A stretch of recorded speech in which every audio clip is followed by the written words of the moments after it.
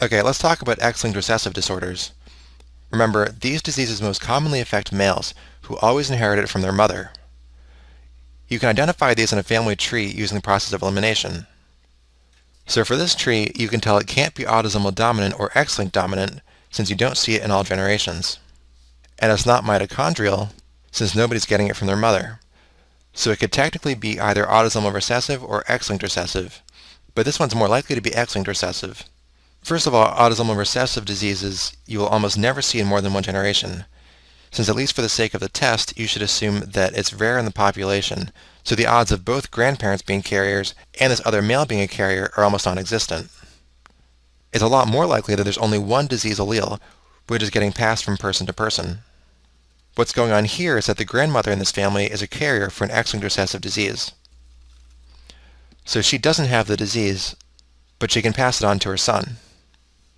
And he will be affected since he has no normal copy to make up for it, like his sister does, over here. And then she can pass it on to her son the exact same way.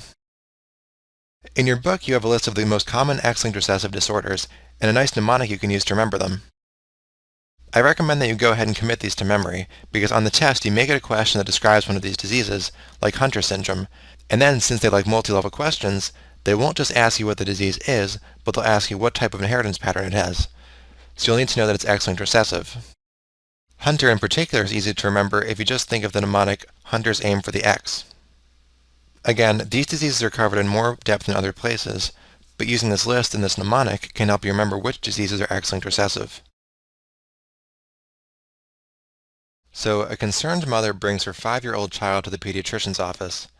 She explains that the child has been healthy since birth, but has recently begun to have difficulty standing up.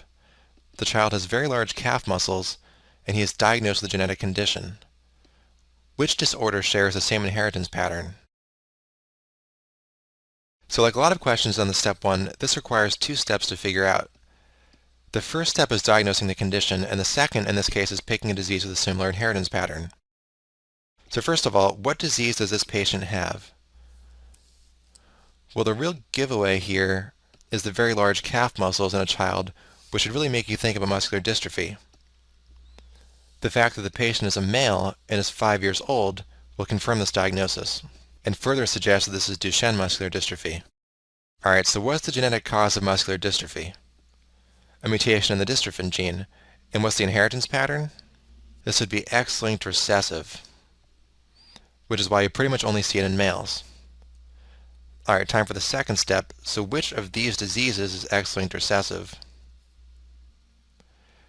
This would be hemophilia A, which is answer choice C. So I know it's not something we covered in depth in this section, but hopefully you've seen this before, and it is mentioned in our list of X-linked recessive disorders. You can also use process of elimination for a question like this. So what are the modes of inheritance for these other diseases? Well, cystic fibrosis and hemochromatosis are both autosomal recessive, whereas Marfan syndrome and neurofibromatosis are both autosomal dominant.